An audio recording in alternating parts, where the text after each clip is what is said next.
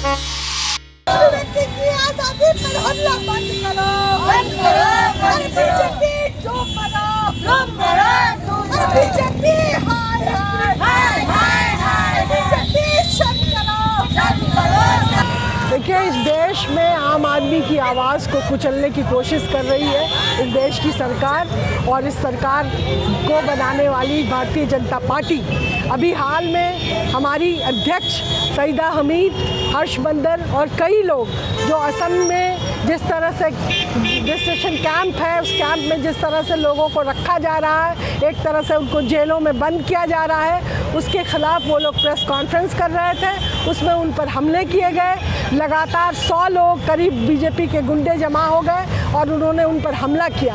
ये इस बात को दर्शाता है कि भारतीय जनता पार्टी किस तरह आम आदमी की आवाज़ों को कुचल रही है, जनतांत्रिक मूल्यों पर हमला कर रही है, अभिव्यक्ति की आज़ादी पर हमला कर रही है। हम ये मांग कर रहे हैं कि जिन लोगों ने हमला किया उन गुंडों को पकड़ा जाए, उस पर कार्रवाई की जाए, आम आदमी की सुरक्षा की गारंटी करें। और असम में जिस तरह से हो रहा है, कल को वो दूसरे राज्यों में हो सकता है कि अपने ही की देश के लोग अपने को नागरिक मानने से वंचित हो जाए, और ये साजिश लगातार की जा रही है और उस साजिश में हमारा चुनाव आयोग भी शामिल है। आप देखें असम में किस तरह के कैंप बनाए गए हैं, और उस कैंपों की जब सच्चाई खोलने की बारी आई तो भारतीय जनता पार्टी के लोगों ने हमला किया। ये हमला ये कह रहा है कि वो इस बात को नहीं दिखाना चाहते हैं, जनता तक नहीं लाना चाहते। हम कहना चाहते हैं कि सच की आवाज़ को वो नहीं दबा सकते हैं। हमारे लोग जो लिख रहे हैं, जो बोल रहे हैं, बहुत सारे कार्यकर्ताओं को जेल में बंद किया गया है, पत्रकारों पर हमले कर रहे हैं, जो सच दिखाया जा रहा है, जो महिला कार्यकर्ता है उनको जेल में भरा जा रहा है। तो ये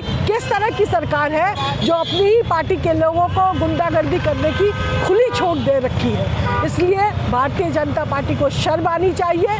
भारतीय जनता पार्टी अगर समझते हैं कि ये देश उनके बाप का है, तो हम बताना चाहते हैं कि ये देश संविधान से चलेगा, उनकी गुंडागर्दी से नहीं चलेगी। और आज ये आंदोलन इन्हीं मुद्दों को लेकर है। लोग जो है महिला विरोधी सरकार है, गरीब विरोधी है, संविधान विरोधी है, अल्पसंख्यकों के विरोधी हैं।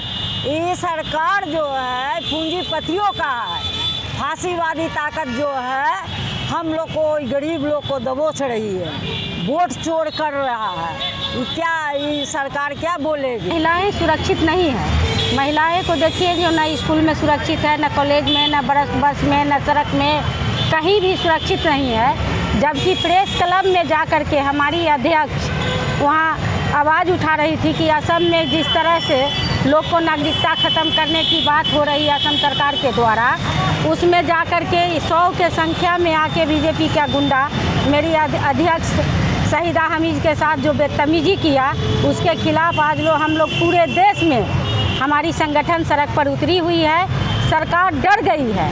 सरकार को डर होती है जो इस बार कहीं मुझे गद्दी से उतारा नहीं जाए, क्योंकि सरकार का जो अभी वोटबंदी का जो ये ड्रामा चल रहा है, वोट चोरी का, जिसके खिलाफ पूरे देश में आंदोलन चल रही है। इस आंदोलन के तहत हम लोग ये आवाज़ उठाते हैं जो ये देश जो है वो हमारी आपकी है, किसी की बाप की नहीं है। और ये हमारे जो अभी प्रधानमंत्री है, उनके जो कार्यकर्ता है, जो अंग्रेज़ों का चापलूसी करते थे, अंग्रेज़ों का दलाल थे, अंग्रेज़ को चाय बना के पिलाते थे, वो आज बहुत बड़ा कहते हैं जो हम धर्म का ये कर रहे हैं, धर्म का नेता हैं। धर्म से देश नहीं चलती है, मंदिर मस्जिद करने से हमारी देश नहीं चलेगी, हमारी देश संविधान से चलेगी। हमारा ये कहना है जो ये कह रहे हैं, जो वोटर लिस्ट में ये प्रूफ 11 प्रूफ का मांग कर रहे हैं। हम कह रहे हैं जो आप 80 करोड़ जनता को मुफ्त में अनाज दे रहे हैं,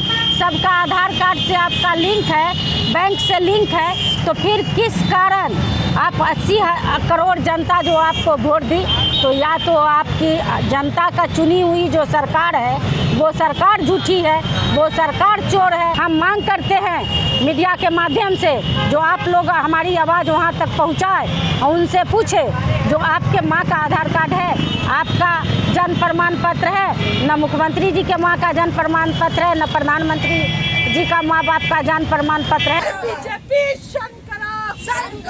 महिलाओं पर हमला क्यों? बीजेपी जवाब दो, जवाब दो, जवाब। है।